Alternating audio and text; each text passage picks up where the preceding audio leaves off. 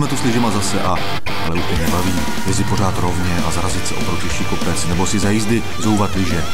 Taky, že se dnes naučíte svoji první zatáčku. Postavte se do pluhového postoje.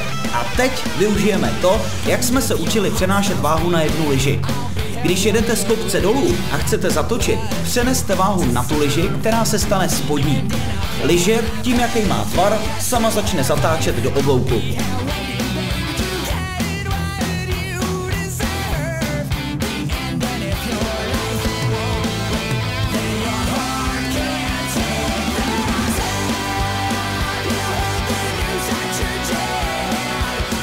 To samý si zkusíme i na druhou stranu.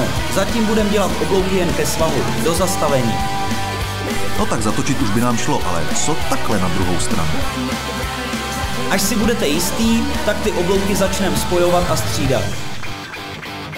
Zkusíme si to na cvičení, kterému se říká letadýlko. Nakláněním křídel měníme směr letu, vlastně jízdy. No tak to je ještě lepší. Všichni jsou blázni, jen já letadlo.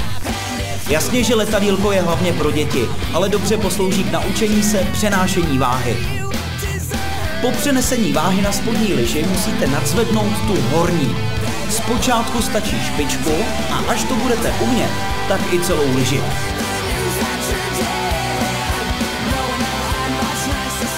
No to jsou parádní vlnky, teda vlny. Nejdříve děláme dlouhé oblouky a postupně je budeme zkracovat. Hele, letadlo to ještě jo, ale skikošíková to už je moc. Driblování zase slouží k nabiflování správného lyžařského postoje. Dribluješ nad spodní lyží, dojedeš oblouk a hodíš koš.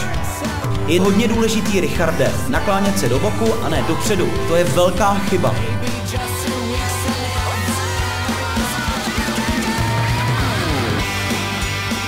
Cvičit to taky můžeš tak, že si dáš hůlky do rukou a natahuješ je co nejdál do údolí.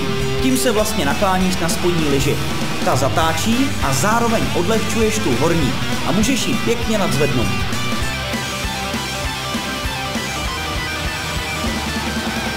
Můžeš taky dělat cvičení, že si jakoby rukou saháš na tu spodní lyžařskou botu.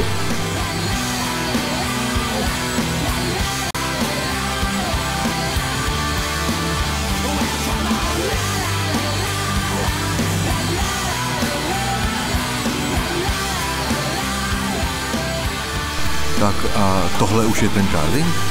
K němu to má ještě docela daleko, ale je to důležité cvičení k tomu, aby carving pak bez problémů zvládnul.